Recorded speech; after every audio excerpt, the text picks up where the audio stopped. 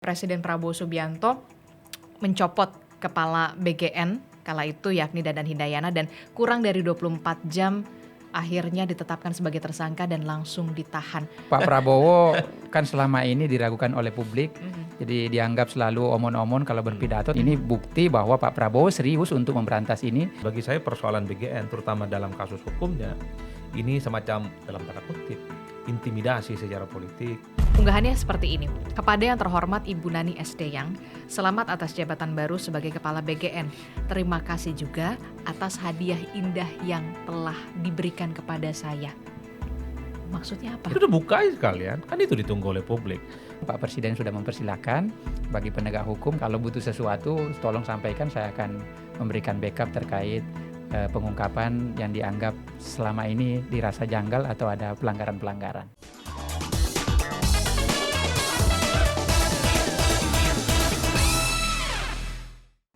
Halo, kembali lagi di On Point with Adi Selarasati. Ada beragam topik yang menjadi sorotan publik di pekan terakhir belakangan. Salah satu yang menjadi sorotan adalah apalagi kalau bukan ditetapkannya sebagai tersangka, yakni mantan Kepala Badan Gizi Nasional atau BGN, yakni Dadan Hindayana dan juga dua pemimpin BGN lainnya oleh Kejaksaan Agung terkait dengan dugaan korupsi tata kelola MBG. Benarkah ini menjadi momentum bersih-bersih internal BGN dan bagaimana nanti ke depannya program prioritas dari Presiden Prabowo Subianto ini benar-benar bisa dirasakan manfaatnya secara tepat sasaran? Dan untuk membahasnya, saya sudah kedatangan dua tamu saya di studio digital Kompas TV. Yang pertama ada Bung Bahtera Banong yang merupakan Wakil Ketua Komisi 2 DPR RI sekaligus juru bicara dari Partai Gerindra. Apa kabar Bung Bahtera? Alhamdulillah, baik Mbak. Ya, baik ya. Kemudian juga ada Mas Adi Prayitno yang merupakan Direktur Eksekutif Parameter Politik Indonesia. Apa kabar Mas Adi?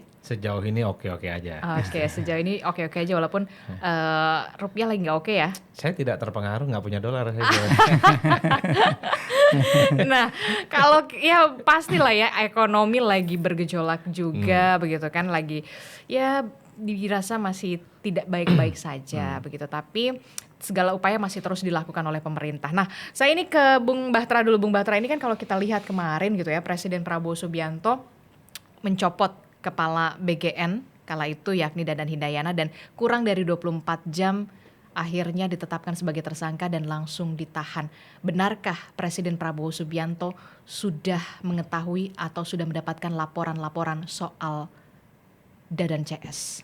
Ya, saya ingin mengatakan ya, kita memberi apresiasi kepada Presiden kita Pak Prabowo bahwa beliau tentu berkomitmen, bukan hanya sebatas pidato. Kalau kita lihat perjalanan pemerintahan ini, sudah banyak sekali kasus-kasus yang baik yang ditangani oleh KPK, kepolisian, begitupun kejaksaan. Apalagi kejaksaan ya yang kita lihat akhir-akhir ini memang masif sekali kemudian untuk melakukan pengungkapan terutama yang berkaitan dengan pelanggaran hukum. Jadi kita patut bersyukur tentunya punya presiden yang seperti Pak Prabowo karena beliau punya komitmen yang kuat untuk terus bagaimana sebenarnya kita membenahi bangsa ini. Karena kan kalau ini tidak dilakukan maka Pak Prabowo sering menyampaikan bahwa ini tidak terjadi, ada ketimpangan yang sangat jauh ya antara masyarakat kita di bawah dengan yang di atas. Contoh misalnya kalau kita lihat yang ditangani oleh terutama Kejaksaan Agung ya, banyaknya perusahaan-perusahaan yang selama ini yang dianggap sudah banyak sekali mendapatkan keuntungan tetapi itu hanya dinikmati oleh segelintir orang. Dan ini bukti bahwa Pak Prabowo serius untuk memberantas ini dalam rangka agar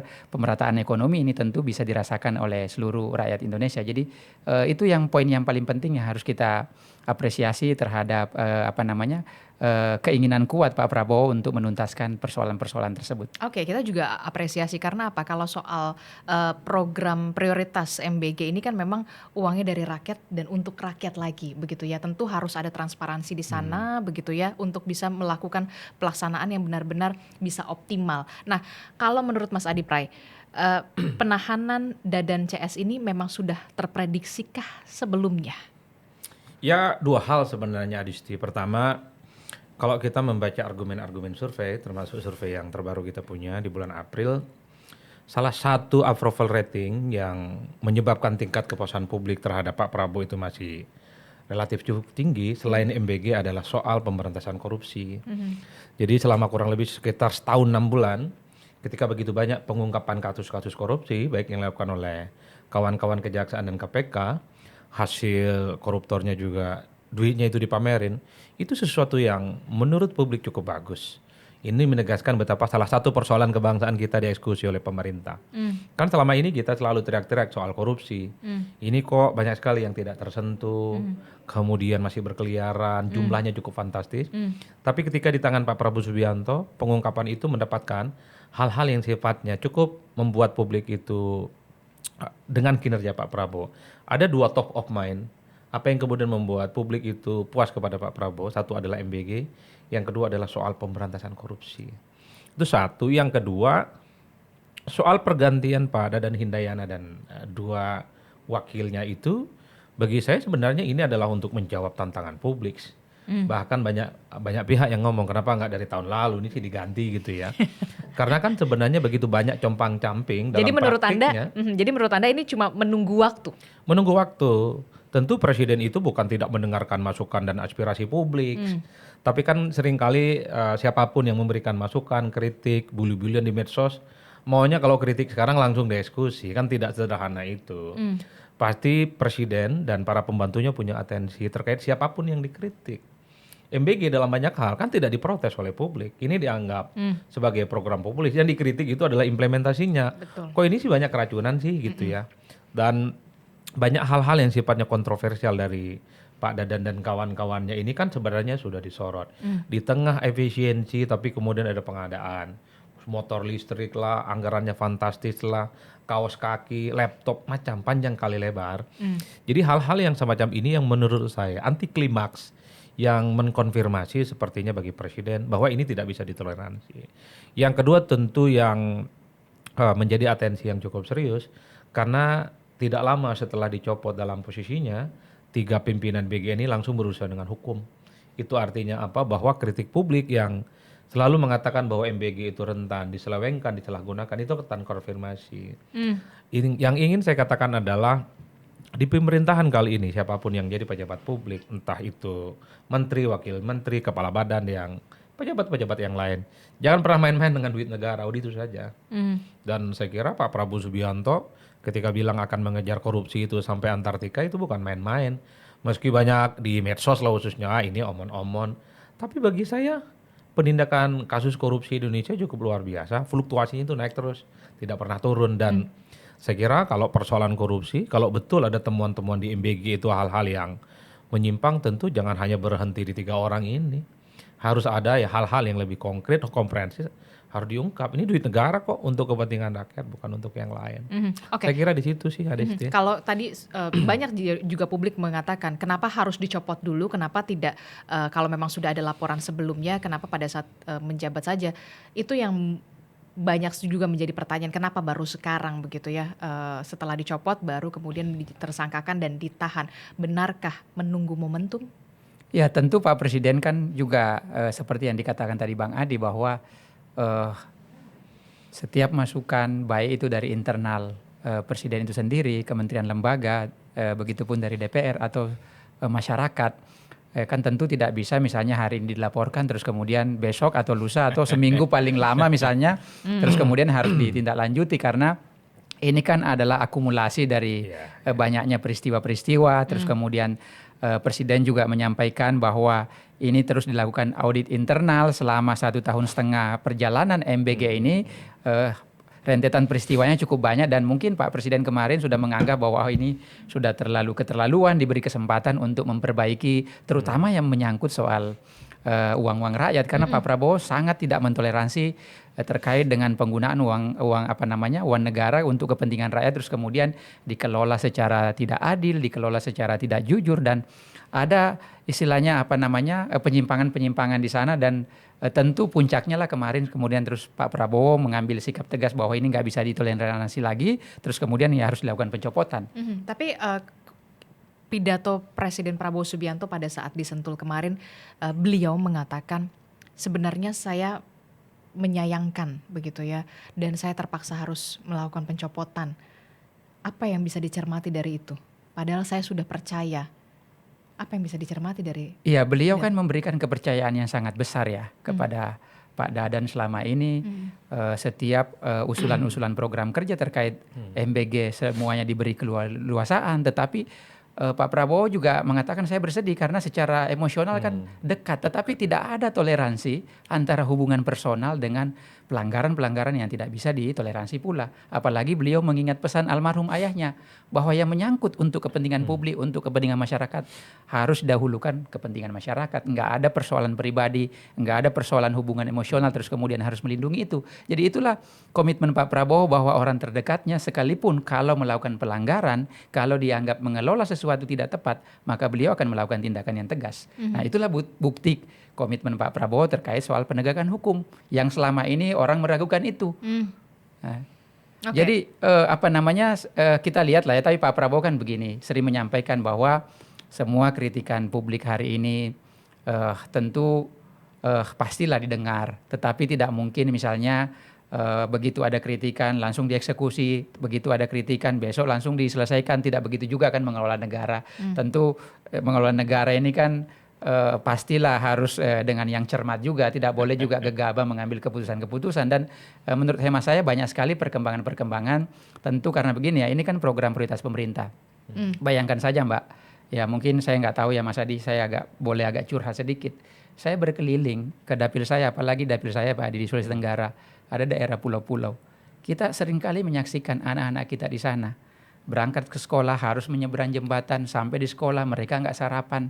Bagaimana kemudian mereka bisa berprestasi di sekolah, belajar dengan baik kalau dalam berangkat ke sekolah dalam kondisi perut lapar?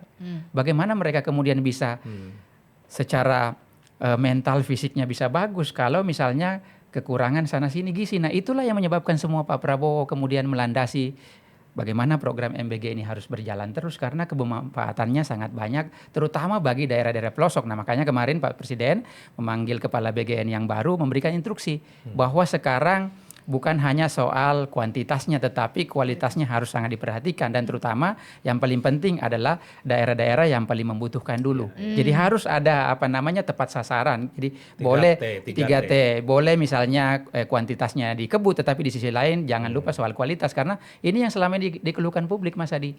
Misalnya soal standarisasi menu yang setiap hari kita lihat berseliweran ada foto-foto dan nggak mungkin itu nggak valid.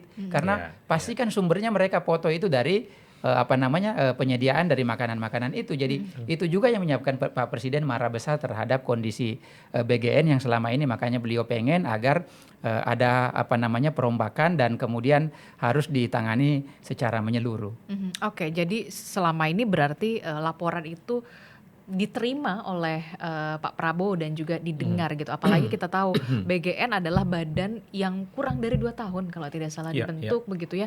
Kemudian punya anggaran yang fantastis begitu ya. Kita semua mengapresiasi ketika pemerintah punya atensi ataupun perhatian kepada anak-anak Indonesia untuk bisa menciptakan sumber daya manusia yang unggul, tentu kita apresiasi. Tapi kemudian pengimplementasiannya yang kemudian harus dioptimalkan. Soal kalkulasi ini merupakan jadi bentuk kalkulasi politik juga nggak sih? Selama ini kan udah banyak nih kritikan sampai akhirnya ya udahlah, udah nggak bisa dibendung lagi. Oke, ganti, copot, kita lihat lagi bagaimana next selanjutnya di bawah kepemimpinan Ibu Nani Asdayang. Ya, bagi saya ini bukan soal politik nggak politik ya. Bagi saya ini adalah batas toleransi yang sepertinya diberikan oleh Presiden kepada para pembantunya. Kalau memang tidak perform, tidak sesuai dengan harapan, kekisruhan dan kontroversi itu tidak bisa diselesaikan, pasti diganti.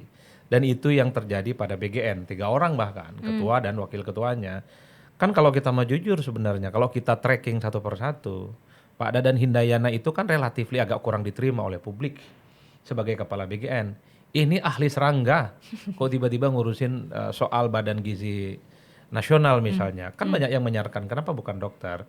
Tapi sepertinya Presiden ingin memberikan kepercayaan bahwa Dadan itu dalam banyak hal pasti bisa mengelola satu program yang cukup serius. Memberikan kepercayaan atau challenge? Memberikan kepercayaan. Tapi kepercayaan ini kan dibayar tidak tuntas. Dan bahkan tidak lama setelah dilantik kan Pak Dadan statement-statementnya cukup kontroversial. Ya kan, serangga, ulet dianggap sebagai sumber gizi. Coba bayangkan. Setelah itu yang kontroversial lagi adalah minum susu 2 liter per hari. Itu kan menyindir kita-kita yang nggak pernah minum susu.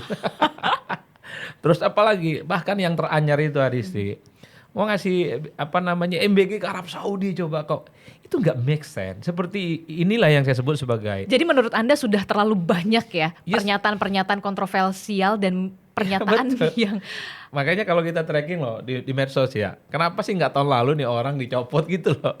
Ini dianggap lambat, tapi tidak ada kata istilah lambat untuk membenahi. Tapi satu hal menurut saya, jangan dikira Pak Presiden itu tidak pernah mendengarkan suara-suara publik. Kan selama ini kan dipersepsikan tidak pernah dengar suara publik. Percuma kok kasih masukan, percuma bicara sama Presiden lewat apapun, lewat medsos, lewat media, katanya nggak didengar. Tapi kalau kita mendengarkan pidato Pak Prabowo ya, kan selalu bilang malam-malam sebelum tidur nonton podcast dia bilang kritik kanan kritik kiri panjang kali lebar. pertanyaan Dan saya podcast saya didengar juga nggak ya sama Pak Prabowo? ya artinya punya intensi terkait dengan suara-suara dan bahkan di depan kawan-kawan DPR pilu rasanya dikritik PDIP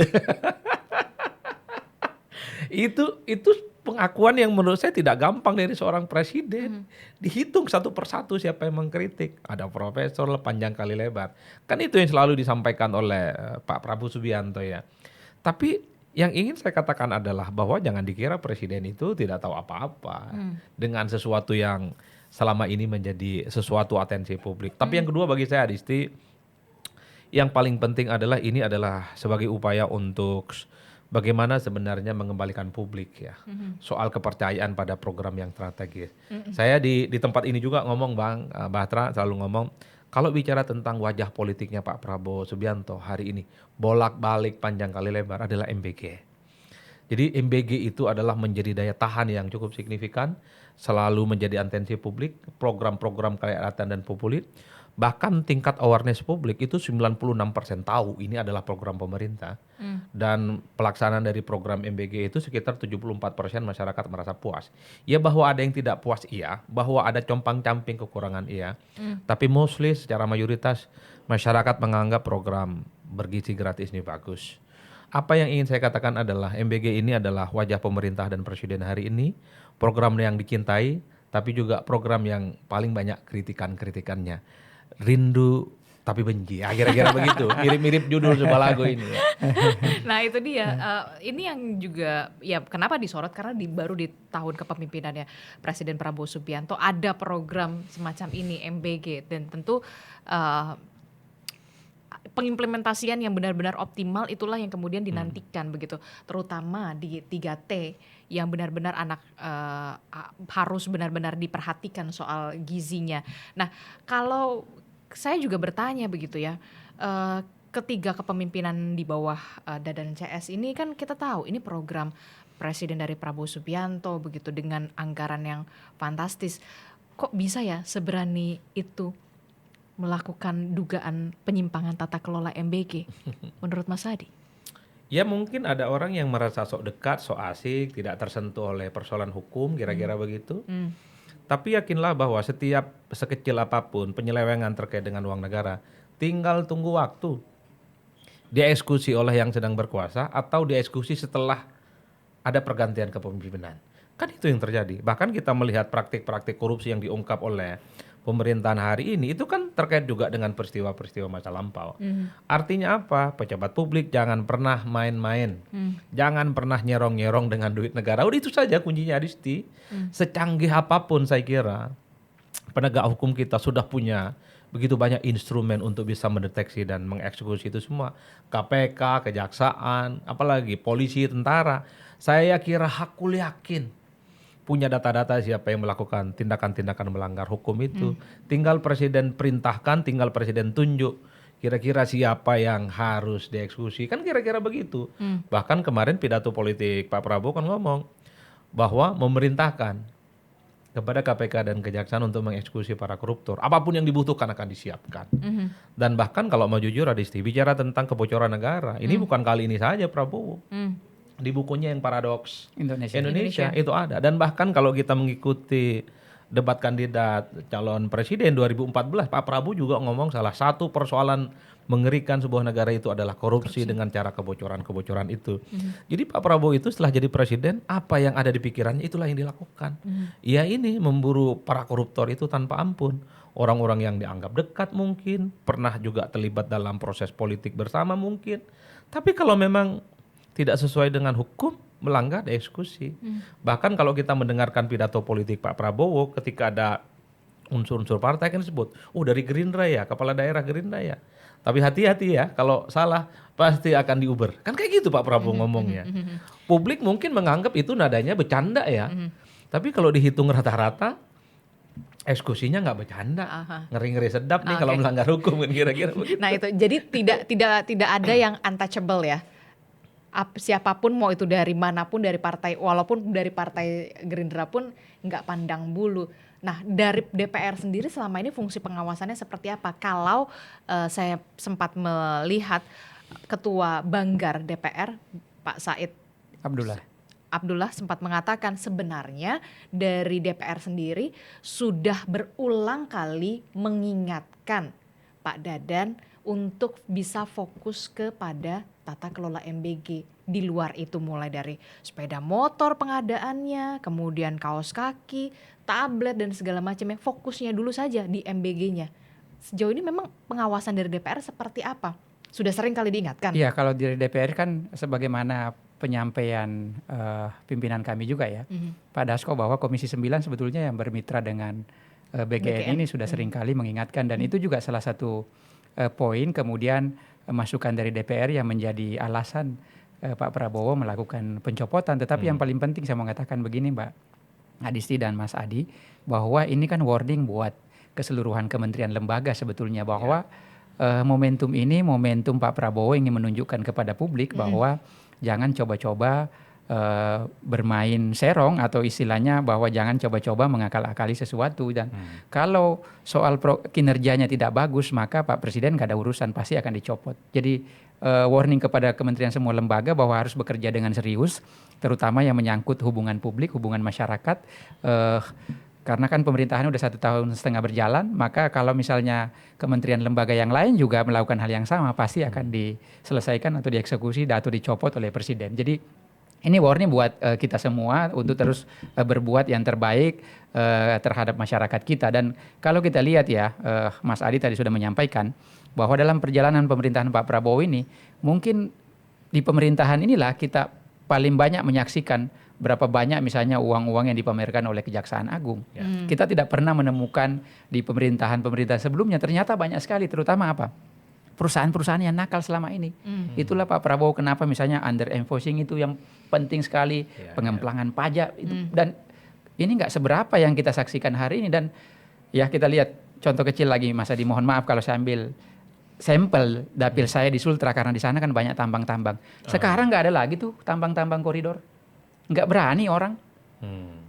Artinya apa? Pak Prabowo punya ketegasan, punya komitmen untuk memberantas hal-hal demikian. Dulu kalau kita dengar di Sultra banyak sekali penambang nikel, misalnya hari ini nggak ada yang jalan tuh penambang-penambang, takut mereka ditangkepin. Jadi Pak Prabowo memang menyampaikan pesan kepada seluruh terutama pengusaha-pengusaha kita yang dianggap selama ini banyak yang nakal dalam tanda petik. Jadi memang di pemerintahan ini, apalagi beliau ya, kalau berpidato kita harus menerapkan pasal 33. Karena kenapa? Selama ini sudah cukuplah kebocoran-kebocoran yang terlalu banyak yang kita lihat selama ini. Apalagi dalam situasi kondisi bangsa kita yang begini, tantangannya tentu tidak mudah, bukan hanya tantangan internal, tapi tantangan global kita, baik geopolitik kita maupun geoekonomi. Dan ini semua pasti akan mempengaruhi sangat kuat untuk keberlangsungan bangsa ke depan. Jadi Pak Prabowo selalu mengatakan bahwa ingin meletakkan pondasi itu, bahwa siapapun nanti jadi presidennya, kalau itu sudah beres semua, mereka tinggal meneruskan saja. Tapi yang paling sulit memang di zaman beliau, karena mereka harus membereskan semua dalam situasi bangsa yang penuh dinamika dan tantangannya tidak mudah. Oke, nah ini juga yang menarik adalah begini, kalau kita lihat di media sosial begitu ya, lagi yang viral adalah bagaimana unggahan dari akun Instagram Sony Sanjaya, yang kita tahu salah satu pimpinan BGN juga yang ditetapkan sebagai tersangka. Unggahannya seperti ini: kepada yang terhormat Ibu Nani SDyang, selamat atas jabatan baru sebagai kepala BGN. Terima kasih juga atas hadiah indah yang telah diberikan kepada saya. Maksudnya apa? Itu kapan? Itu setelah berurusan dengan hukum? Iya. Merasa ditelikungkah? Kalau di pesantren itu ada istilah wallahu a'lam bishawab. Enggak ada Menafsirkan yang sendiri-sendiri ya. Iya. hanya yang punya unggahan itu dan Tuhan saja yang tahu, Adisti. Karena ini tentu isu yang sangat sensitif ya. Banyak yang mengatakan ini sesuatu yang sifatnya satir. Ada sesuatu yang mungkin tidak bisa diraba dan dikonsumsi oleh publik. Ini tentu hanya kelompok dan elit-elit tertentu. Apa yang disebut dengan hadiah itu? Hadiah itu kan tidak selamanya indah. Ada juga hadiah yang membuat seseorang itu tidak asik dan tidak happy. Tapi kan kalau kita mendengarkan statementnya siapa namanya mantan wakil BGN ini kan siap mau jadi whistleblower kan? Iya. Yang sudah buka sekalian. Kan itu ditunggu oleh publik. Kan setiap ada pengungkapan kasus-kasus persoalan hukum, korupsi salah satunya, kan semua orang yang dikait-kaitkan itu siap untuk pasang badan menyebut satu-satu siapa kira-kira aktor yang juga terlibat menjadi pemain-pemain nakal itu. Ya nggak apa-apa, ungkap aja. Toh presiden langsung yang akan backingin kan setiap siapapun yang melakukan tindakan-tindakan korupsi, melanggar hukum, merugikan duit negara, presiden perintahkan tanpa ampun dan bahkan menginstruksikan kepada KPK dan Kejaksaan untuk tidak memberikan maaf kepada mereka. Kan itu yang menurut saya justru bagus. Semakin banyak dibuka-buka dan semakin akan kelihatan sebenarnya siapa aktor-aktor kunci yang mungkin selama ini menjadi di belakang sesuatu yang selama ini diduga oleh publik itu. Makanya kan banyak MBG itu dipleset-plesetin kan panjang kali lebar lah. Ini adalah momentum untuk menunjukkan betapa bersih-bersih dan ini sebagai upaya untuk recovery terkait dengan kepercayaan publik terkait MBG. Ini momentumnya. Siapa saja yang terlibat dalam kasus penyelewengan ini harus diungkap. Yang kedua saya kira memang pernyataan Bu Nani menurut saya cukup menjanjikan ya, sekalipun banyak orang di medsos ini apa bedanya ini dengan yang sebelumnya, tapi bagi saya Nani SD yang setelah dia bergabung dengan BGN relatif agak agresif, suka marah-marah, kemudian agak sedikit agresif bahwa Sidak SPPG. Iya, SPPG itu kemudian disuspend dan seterusnya dan seterusnya. Bahkan kalau kita mendengarkan statementnya Bu Nani ya waktu beberapa waktu yang lalu kan sederhana. Misalnya tujuannya adalah efisiensi, yang kedua tidak lagi berorientasi pada kuantitas tapi kualitas, dan bahkan sudah mulai berpikir bagaimana dapur-dapur sekolah bisa dimanfaatkan. Nah, itu juga akan Itu ada artinya apa? Masukan-masukan selama ini kan didengarkan lah pasti. Dan selama ini kan banyak juga yang mengusulkan supaya yang mengelola dapur MBG itu adalah sekolah-sekolah yang bersangkutan. kantin Ekosistemnya itu akan terbangun. Artinya apa? Secara perlahan ini adalah cara dari pemerintah dan presiden untuk melakukan bagaimana kepercayaan publik bahwa MBG itu tidak main-main. Ini program yang betul-betul ingin diseriusi, betul-betul untuk kepentingan rakyat dan pakai duit negara yang cukup luar biasa. Dulu kalau kita melihat program-program populis Pak Jokowi, waktu bangun infrastruktur kanan kiri kan banyak sekali yang terlibat korupsi, dipanggil oleh KPK, oleh Kejaksaan, kritik kanan kiri, tapi secara perlahan infrastruktur itu dirasakan bagaimana manfaatnya. Termasuk waktu zamannya PSBY, waktu BLT, bantuan langsung tunai, itu kan dikritik. Bahkan ada yang antri, pingsan-pingsan, panjang kali lebar, tapi seiring dengan perkembangan waktu, pemerintah mendengarkan kritikan dan itu sebagai upaya untuk melakukan perbaikan. Oke, kita sih berharapnya ini tidak berhenti di 3 orang ini saja, begitu ya, sampai salah satu tersangka Sony Sanjaya mengatakan saya siap untuk menjadi justice kolaborator untuk bisa mengungkap siapa-siapa lagi kemungkinan yang terlibat.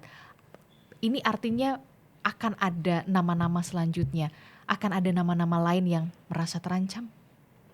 Kalau saya sih kita persilahkan lah ke penegak hukum ya, karena itu wilayah mereka untuk terus kemudian menelusuri siapa-siapa yang kemudian dianggap melakukan penyelewengan terhadap pengelolaan BGN ini. Jadi kita serahkan sepenuhnya kepada penegak hukum, karena kalau kami ditanya kan kami nggak punya instrumen untuk kemudian melacak sejauh mana keterlibatan yang lain. Tapi yang pasti tentu penegak hukum sebagaimana tadi Mas Adi menyampaikan, mereka pasti canggih lah, pasti punya kemampuan untuk kemudian mengungkapkan terhadap penyelewengan-penyelewengan yang terjadi saat ini di BGN. Jadi kami menyerahkan sepenuhnya kepada penegak hukum. Pak Presiden sudah mempersilahkan bagi penegak hukum kalau misalnya apa-apa yang dibutuhkan. Bahkan kemarin Pak Presiden menawarkan langsung kan pada saat pidato bahwa kalau butuh sesuatu tolong sampaikan, saya akan memberikan backup terkait pengungkapan yang dianggap selama ini dirasa janggal atau ada pelanggaran-pelanggaran. Oke, dengan sebegitu terbukanya seorang Presiden Prabowo Subianto, geger nggak nih kalau sampai ada justice kolaborator, ternyata banyak sekali yang Seru kan, itu yang paling banyak ditunggu oleh publik kan. Soal kekisruhan, nyerong-nyerong terkait dengan praktik pelaksanaan MBG itu yang sebenarnya ingin ditunggu oleh publik. Siapa sih ini yang bermain ini semua? Karena ini kan menyangkut duit yang cukup fantastis. Kenapa publik itu memberikan atensi terkait dengan pengungkapan kasus korupsi di BGN? Di tengah efisiensi, satu-satunya yang tidak efisien kan satu, MBG. Iya kan? Di tengah yang lain itu lagi lagi berhemat, lagi bukan berhemat, dietnya ketat. diet ketat, ya bener lagi diet ketat. Tapi MBG jumbo, tapi dalam praktiknya kan banyak sekali orang yang protes. Ini kok dianggap tidak sensitif dengan situasi kebangsaan kita. Di tengah orang berhemat, tiba-tiba ada pengadaan motor. Harganya nggak masuk akal. Motor listrik buat dapur, kaos kaki pula. Kaos kaki Tablet. saya kayaknya udah berapa bulan kagak ganti-ganti nih. Dan itu 20.000 banyak di pasar Ciputat sana itu. Kenapa harus dianggarkan dengan harga yang cukup mahal? Kan itu yang dianggap melukai perasaan publik. Oleh karena itu yang saya sebutkan. Jadi setiap program prioritas dari pemerintah, hal ini dalam konteks penegakan hukum korupsi dan MBG bagi saya tidak pernah main-main Presiden. Sepertinya ini adalah momen pembuktian yang cukup serius bahwa sudah melewati 1,5 tahun. Siapapun dia tidak perform akan diganti. Siapapun dia kalau memang melanggar hukum, merampok uang negara, tidak ada tempat untuk di negara ini. Kan itu yang sebenarnya harus dipahami oleh para pejabat-pejabat publik yang ada di pemerintahan ini, khususnya yang ada di eksekutif. Termasuk juga mungkin dulu ya, kehadiran negara yang mungkin dianggap tidak terlampau dominan karena masih ada peran-peran swasta kan di pemerintahan-pemerintahan sebelumnya. Di pemerintahan Pak Prabowo satu kok pesannya, negara hadir 100%, apapun urusan ekonomi, urusan hukum, semua ada di persoalan negara. Oke. Jadi negara hadir dalam konteks semua program kebijakannya itu ya on the right track, Oke. tidak diselewengkan. Ini bisa dikatakan menjadi momentum untuk bisa mengkalibrasi lagi soal program prioritas Presiden Prabowo Subianto. Kalau mau jujur, ini adalah warning sebenarnya, Disti. Warning kepada program-program populis yang lain. Apa program populis yang lain? Sekolah rakyat, Koperasi Desa Merah Putih, panjang kali lebar lah program-program yang lain pakai duit negara, triliunan, dan itu jangan pernah main-main. Jadi kalau nggak mau di BGN kan kira-kira begitu, program-program kerakyatan yang pakai duit negara banyak, jangan pernah main. Ingat loh, sekarang ada medsos, semua orang bisa menviralkan. Kan orang tidak mau lagi misalnya Kopdes itu seperti yang rame. Ini kok dibangun di tempat terpencil, ngadep ke sungai, ngadep kuburan. Itu pasti akan jadi atensi terus. Karena setelah ini pasti ada pergeseran tuh. Betul. Ayo dong BGN, kan ada lagi tuh, misalnya sekolah rakyat. Di mana nih sekolah rakyat implementasinya, eksekusinya seperti apa, sesuai tidak dengan portofolio dan juknisnya. Itu sekarang setiap orang menjadi pewarta dan itu ramai dan viral. Itulah yang saya sebutkan. Bagi saya persoalan BGN terutama dalam kasus hukumnya ini semacam dalam tanda kutip intimidasi secara politik bahwa pejabat-pejabat negara yang pegang dan mengelola duit negara yang banyak, hati-hati kalau kau nyerong-nyerong kan, kira-kira begitu. Menarik sekali bahasanya, intimidasi secara politik ini menjadi salah satu warning bagi program prioritas lainnya, tidak hanya soal MBG tapi juga ada Koperasi Desa Merah Putih, kemudian juga ada sekolah rakyat. Nah, bagaimana? Iya betul ya, saya sejak awal tadi mengatakan bahwa memang ini adalah warning untuk bukan hanya itu, tentu untuk kementerian lembaga yang lain juga. Abang terlalu halus pakai warning, kita bilang intimidasi nih. Jadi Pak Prabowo kan selama ini diragukan oleh publik, jadi dianggap selalu omon-omon kalau berpidato, tapi faktanya hari ini kan beliau memegang apa yang disampaikan setiap pidato dan itu dilaksanakan dan dieksekusi, terutama terkait program-program prioritas Presiden Prabowo. Karena kan begini Mbak ya, kalau kita memahami betul psikologi Pak Prabowo, memang Pak Prabowo ini kan betul-betul ingin agar programnya itu dan semuanya berkaitan dengan masyarakat paling level paling rendah di bawah tuh. Misalnya apa? Masalah MBG ini. Ini kan memberi makan kepada bukan hanya anak-anak bayi kita, tetapi kepada ibu hamil yang tujuannya tentu sangat mulia. Belum lagi misalnya Mas Adi sekolah rakyat. Sekolah rakyat itu kan adalah anak-anak yang tidak mampu, tidak berkecukupan, terus kemudian dibuatkan sekolah. Untuk apa? Supaya mereka juga bisa menikmati pendidikan yang layak sama dengan manusia-manusia yang lain. Bukan hanya di perkotaan, tapi sampai di pelosok-pelosok desa. Begitupun dengan koperasi sebetulnya. Koperasi itu adalah Pak Prabowo ingin memutus mata rantai Jadi yang selama ini misalnya selisihnya sangat jauh, Mbak Adisti mungkin kalau beli gas melon, kita tahu kan harga pokoknya berapa sih, tapi begitu sampai sama masyarakat Berlipat ganda. berlipat-lipat ganda. Hmm. Pak Prabowo ingin mengurangi margin itu supaya apa? Orang-orang di desa, orang-orang di pelosok bisa juga margin itu bisa dijadikan tabungan gitu. Hmm. Sehingga mereka juga bisa persiapan untuk bagaimana dijadikan modal untuk kepentingan ekonomi. Hmm. Yang selama ini kan sudah carut-marut sekali. Nah, kalau misalnya kita beli sesuatu yang dari atas harganya sekian, beras misalnya harganya sekian, tapi sampai di bawah, apalagi daerah-daerah yang kepulauan ya, jadi lebih, karena kan ada kos transportasi di sana yang mesti ditanggung. Nah itulah semua yang harus yang harus dibereskan, dan itu Pak Prabowo konsen terhadap persoalan-persoalan itu. Oke. Nah, tentu ini kita punya harapan besar selanjutnya di bawah kepemimpinan yang baru BGN di bawah Nani Sdeyang, Bu Nani Sdeyang ini bisa benar-benar mengimplementasikan makan bergizi gratis itu benar-benar tepat sasaran, tidak hanya soal kuantitas mengejar 80 sekian juta belanja, tapi kualitasnya seperti apa? Anda optimis? Saya dua hal. Pertama, optimis ya. Karena sepertinya Bu Nani ini mendengarkan sekali suara-suara publik. Mungkin karena latar belakangnya aktivis yang memang sangat terbiasa dengan suara bising. Makanya kalau kita mendengarkan pernyataan politiknya itu bagus ya. Terutama ketika ingin memberdayakan dapur-dapur sekolah. Oh, bagi saya itu cukup luar biasa. Karena itu kan juga jadi atensi publik sejak awal. Kenapa sih dapur sekolah nggak diberdayakan? Dijawab tuh kemarin. Termasuk juga soal adalah pendanaan tidak harus menggunakan duit negara, tapi CSR. Perusahaan Kan banyak sekali, Cek. Ya ketimbang CSR itu ngalir ke hal-hal yang selama ini tidak bisa dipertanggungjawabkan, mungkin ke salah satu kekuatan politik tertentu. Kan kita tahu CSR itu kemana-mana. Misalnya, ya kasih aja buat rakyat. Apa susahnya sih Adisti? Kan kira-kira begitu. Nah yang kedua sih sebenarnya kalau kita mau jujur yang terkait dengan program makan bergizi, yang perlu dilakukan semoga didengarkan oleh Bu Nani ya, harus ada survei yang terukur, semacam evaluasi. Evaluasi periodik. Pertama evaluasi periodik, apa korelasinya anak-anak yang sudah mendapatkan MBG ini dengan tingkat kecerdasan, itu yang belum ada datanya. Kan selama ini banyak yang punya asumsi bahwa ketika pemenuhan gizi itu terpenuhi, maka tingkat kecerdasannya naik. Yang kedua variabelnya ditanya, apakah dengan adanya MBG ini kawan-kawan adik-adik kita yang mendapatkan makan itu makin sehat, ke sekolah semangat, makin berprestasi. Iya, makin berprestasi, biasanya telat, makin nggak telat, masuk jam 7 tapi jam 6 udah datang duluan misalnya. Karena saking ininya sama Kalau success story ini disampaikan, saya kira publik juga akan memberikan dorongan, banyakin aja lah kira-kira begitu. Bagaimana soal MBG ini bisa jauh lebih merata dibandingkan yang lain. Sepanjang dua variabel ini tidak bisa diungkap, disampaikan secara terbuka based on survei tentu saja, survei kepada adik-adik kita yang mendapatkan manfaat dari MBG itu, maka wajar kalau kemudian manfaat MBG itu dipertanyakan. Kalau ada survei, semuanya yang dapat makanan itu semakin sehat, semakin bergizi, semakin semangat ke sekolah, kemudian IQ-nya bertambah, kecerdasannya mantap. Oh, saya kira ini akan semakin diapresiasi oleh publik. Kan begitu jalan ceritanya sih sebenarnya soal bagaimana terkait dengan program makan bergizi ini. Ya enggak, Bang? Kan itu sebenarnya yang saya sebut sebagai upaya untuk memulihkan kepercayaan publik.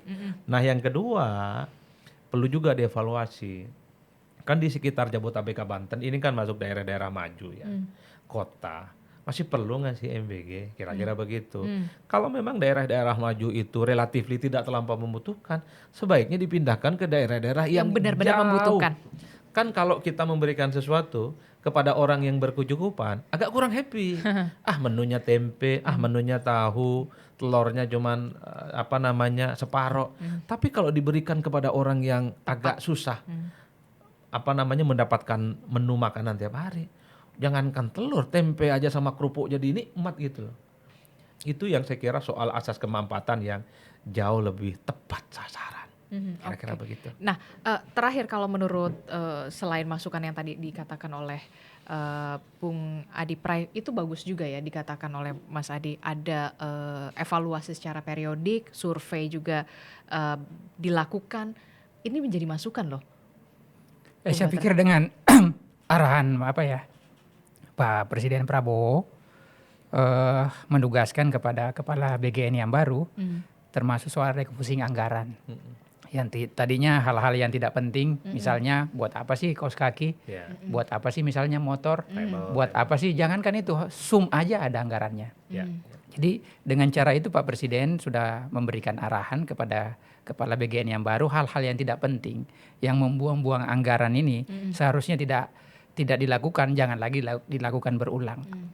Terus kemudian yang kedua soal penerima manfaatnya. Tadinya mungkin yang disampaikan Mas Adi, buat apa sih di kota-kota besar kan rata-rata orang kaya, tapi kan orang mampu.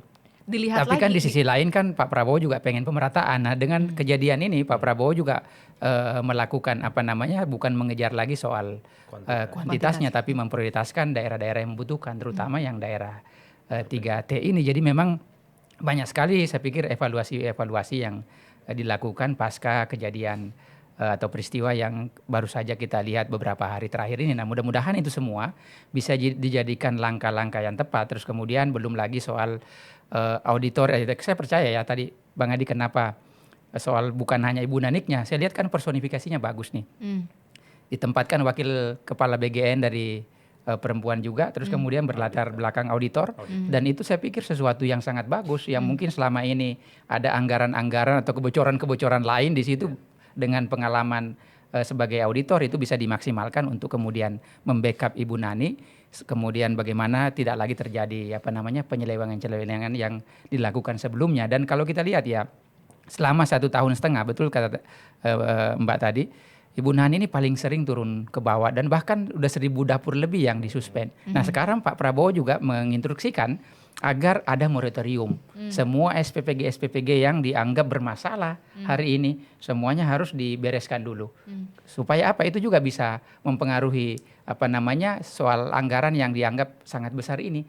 Jadi memang koreksinya secara menyeluruh dengan kejadian atau peristiwa yang berlangsung beberapa hari terakhir ini. Dan kita punya harapan besar ya, dan saya meyakini betul dengan kemampuan Ibu Nani dengan wakil-wakilnya juga yang baru bisa ada progresivitas lah untuk kemudian membenahi BGN ini. Dan kalau kita lihat ya memang ini kan masif sekali ya.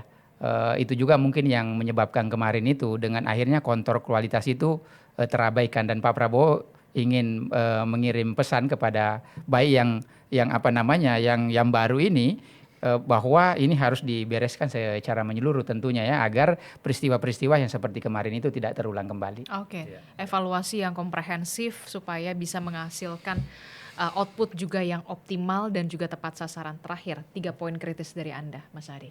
Oh banyak sekali. Oh nggak cukup 3 ya, nggak cukup 3, tapi ini durasinya banyak. Terbatas ini kita. Ya, MBG ini kan sudah menjadi program populis dan program prioritas pemerintah. Pasti. Jadi wajah pemerintahan hari ini yang paling dilihat adalah MBG. Jadi Bu Nani dan kawan-kawan harus bisa membuktikan bahwa ini ada faedahnya kepada rakyat di seluruh Indonesia. Bahwa penerima manfaat itu adalah mereka yang betul-betul membutuhkan, semakin mendapatkan gizi dan punya prestasi dan tingkat IQ-nya itu di atas rata-rata. Makanya saya bilang ini harus bisa diwujudkan dari data-data survei. Tanya aja mereka satu persatu bagaimana peningkatan setelah mendapatkan dapur itu. Yang kedua tentu harapan publik ya adalah soal pembuktian bahwa program yang telah begitu banyak menghabiskan anggaran negara ratusan triliun ini juga mampu menciptakan ekosistem perekonomian yang ada di daerah-daerah. Betul. Bukankah dengan adanya stimulus duit dari MBG, ekosistem yang ada di desa, peternak, telur, sayur, petani itu semakin happy dan semakin menikmati hidupnya karena sudah dianggap sebagai bagian upaya untuk berkontribusi menyehatkan anak bangsa. Saya kira di situ, tapi tanpa itu semua wajar kalau at the end MBG akan terus menjadi bahan kritik-kritikan. Oke, terima kasih Bung Bahtera telah bergabung bersama kami. Kemudian ada Mas Adi Prayitno juga sudah bergabung bersama kami di On Point with Adisty Larasati. Terima kasih sudah menyaksikan, dan episode kali ini soal bagaimana ini menjadi momentum tentu saja bagi pemerintah untuk bisa membenahi program prioritas dari Presiden Prabowo Subianto, makan bergizi gratis. Terima kasih sudah menyaksikan On Point with Adisty Larasati. Sampai jumpa.